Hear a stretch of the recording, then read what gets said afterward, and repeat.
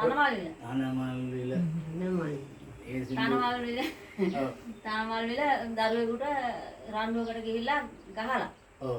ගෑන් ළමයෙකුට. අවුරුදු 17යි ළමයාට.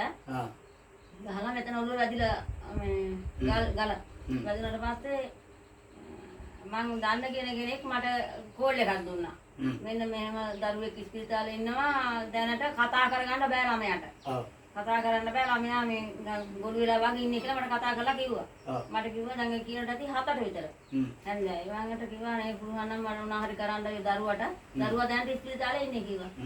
මම ඒ ගාන කරාපතේ මේ එයාගේ අම්මට දෙන්න ඕනේ කියලා අම්මට කතා කරලා මං කිව්වා මේ ඔයා පිරිසිදු වතුර එකක් අරගෙන වතුරේකට අත දාගෙන ළමයා ළඟට ලම් වෙන්න කියලා. ළමයා ළඟට ලම් වුණා වෙලා මේ ළමයාගේ මේ ඉස්මුර අත තියාගන්න කිව්වා මම.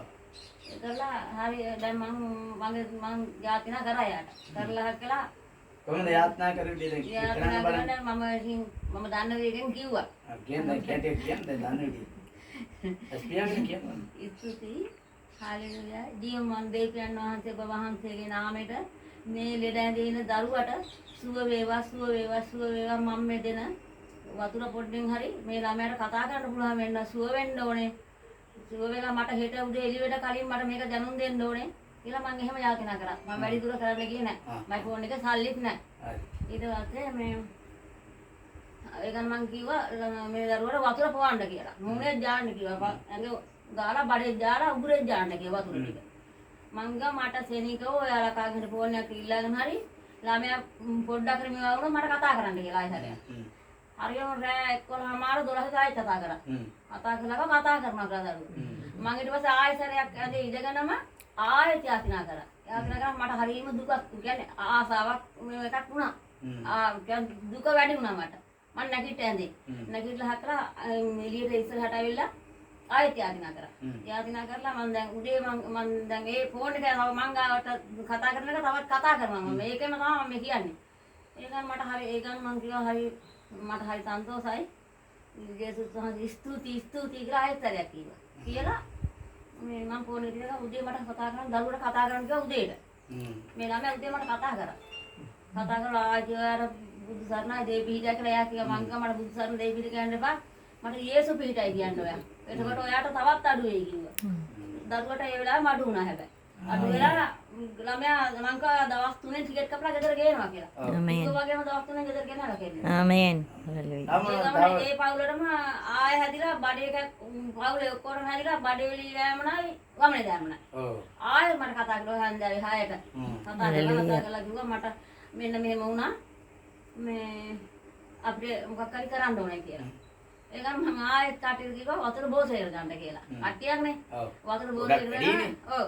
වතුර බෝසෙලයකට අරගෙන හකලා තියාගන්න මම යාචනා කරනවා ඔයා කෙනෙක් කවුරු හරි අත දාලා තියාගන්න ඇඟිල්ලක් දාලා කියලා. එහෙනම් මම ඒ ෆෝන් එකේ යාචනා කරලා වතුර බීගුවා ඇයලා මට පහුවදා උදේ කතා කරලා කිව්වා ඔක්කොම ගෙදර ගිහින් බඩේලිය ගියාලු එකපාරටම හලෙලුයා. බඩේලිය ගිහිල්ලා නතර වුණා කියලා. හලෙලුයා. ආමේන්. රෑම නතර වුණා කියලා බඩේලිය ගියා ගෙදර කට්ටියම. ආමේන්. එහෙම නතර වුණා. ආමේන්. කොහොමද දැන් මේ ජේසුස් වහන්සේ මොනවද කියන්න තියෙන්නේ? ජේසුස් වහන්සේගෙන් කියන්න තියෙන්නේ ඉතින් අපිට පිහිට වෙන්න කියන කියනවා. තව එකක් තමයි මේ බලය ගැන මොකද දැනෙන්නේ? මේ බලය කොහොමද වට ලැබුණේ? ඉතින් අපි පාරෙන් තමයි මං ආවය මෙතෙන්ට මට ඒ වගේ බලයක් ලැබුණා. මේකට මට ගොඩාක් සන්තෝසයි.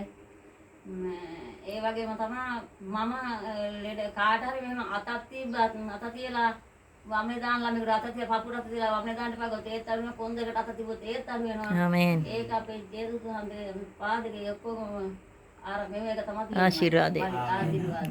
අපි ආශිර්වාද. ජේසුස් වහන්සේගේ නාමයෙන් තවත් බලවත් කරලා තවත් මේ ලෙඩුන්ට මිල කරන්න බෑ. ආමේන්. රෝගියෙක් සුවපත් වෙන එක මිල කරන්න බැරි දෙයක්. ආමේන්. මට හිතා ගන්න බෑ මට ඒක කොහොමද ආවේ කියන එක. ආමේන්. ආමේන්. ආමේන්. බය නැතුව කරන්න තියෙන්නේ.